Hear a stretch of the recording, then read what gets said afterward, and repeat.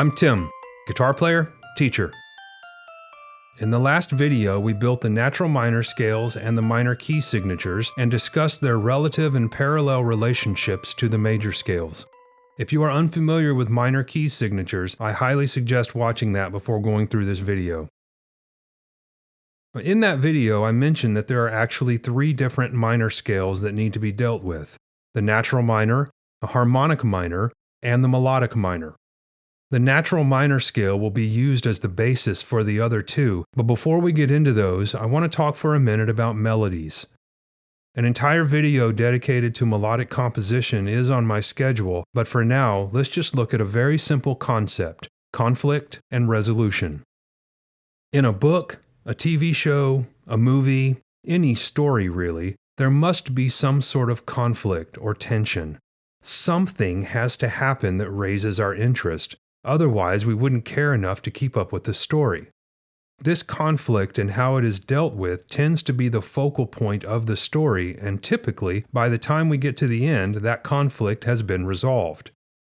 This is one of the most basic concepts of storytelling and creative writing, and music is no different.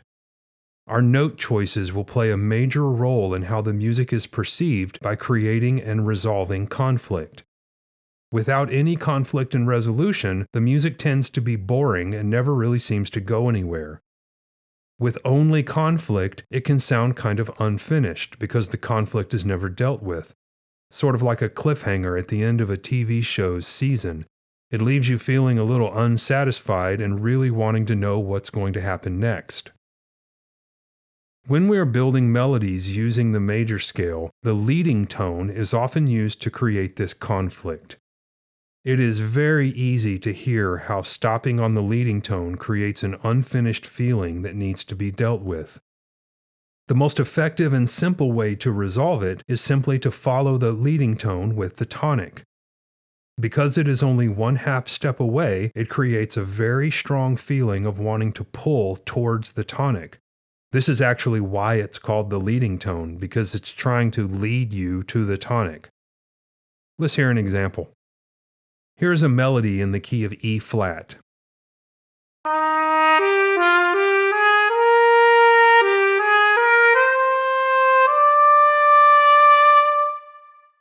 Notice it ends on D, the leading tone.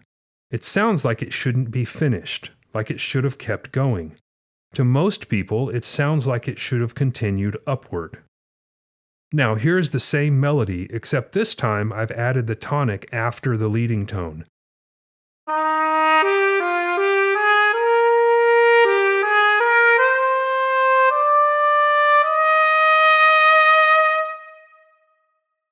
Notice how it sounds much more pleasing and complete.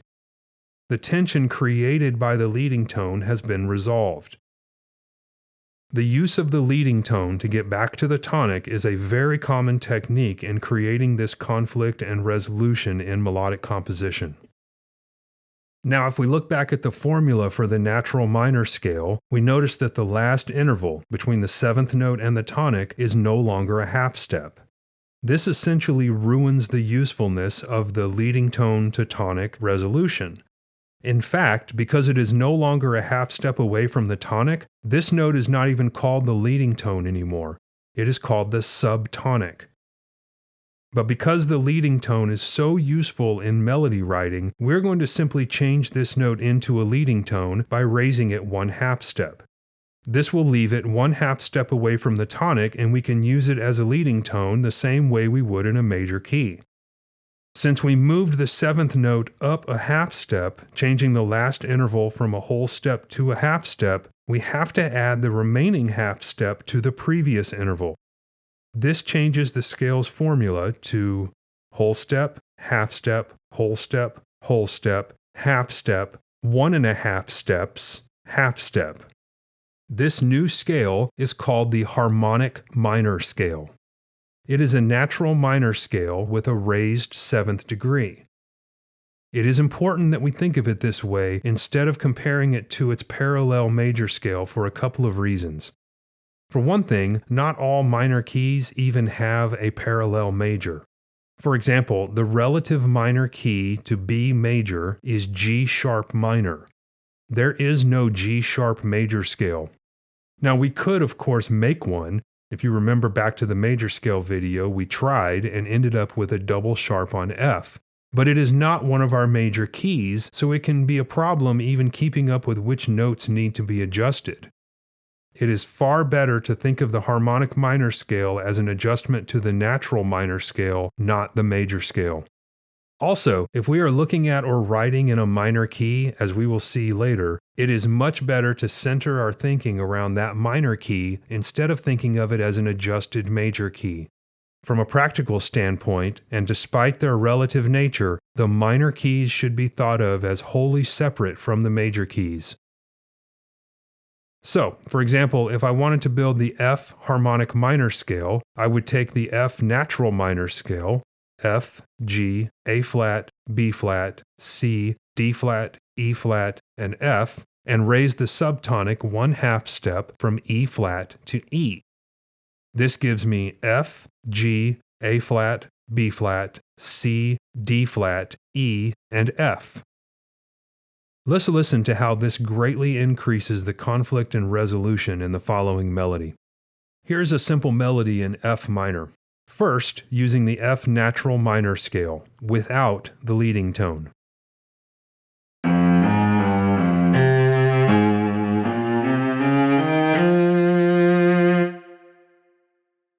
Now, the same melody using the F harmonic minor scale, with the leading tone.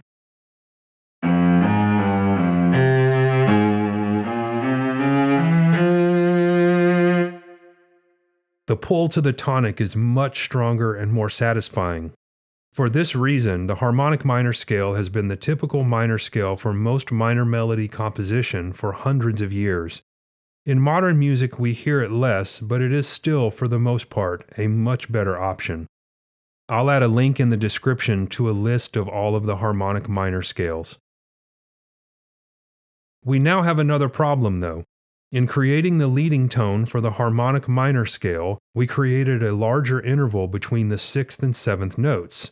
It's now 1.5 steps, and it really stands out in a melody. So much so that it is sometimes hard to maintain a smooth, flowing feel to the melody, which is very important in melodic composition. To correct this problem, yet another alteration needs to be made. Since we just moved the subtonic up to become the leading tone, we're going to leave that alone. The only other option when dealing with this large interval is to raise the 6th note, the submediant. This new note, not surprisingly, will be called the raised submediant.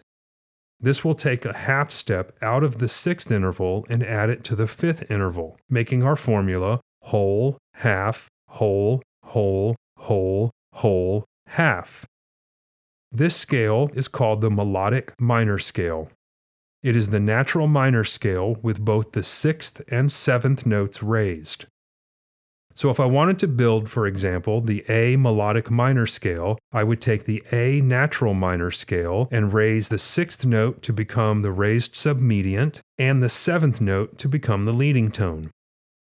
This would give me A, B, C, D, E, F sharp, G sharp, and A. If we compare it to the A major scale, its parallel major, we can see that they are almost identical except for the lowered 3rd note. This is often used as a simple way to get the notes of any melodic minor scale, but it can cause the same problems we discussed earlier. So it is far better to think of this scale as an adjusted natural minor scale than an adjusted major scale. Again, if we are in a minor key, we need to think in that minor key, not its parallel major key. Now, the melodic minor scale is a little bit of an odd scale in the way it is typically used, so we'll get back to the use of this scale when we talk more about melodic composition, but here is a quick example of the effect it can have on a melody. Here is the same example from earlier in F minor, first using the F harmonic minor scale.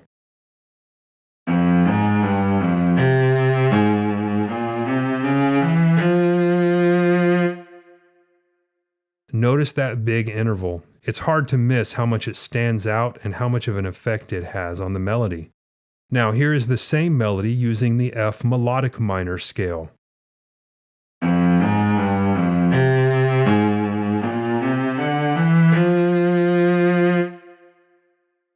The melody is much smoother without that big interval sticking out so much. It's important to point out that all three of these minor scales all share the same key signature. So if a song is written, for example, in the key of D minor, we would have to use more than the key signature to determine first whether or not it is in the major or relative minor key, but also which of these minor scales is being used.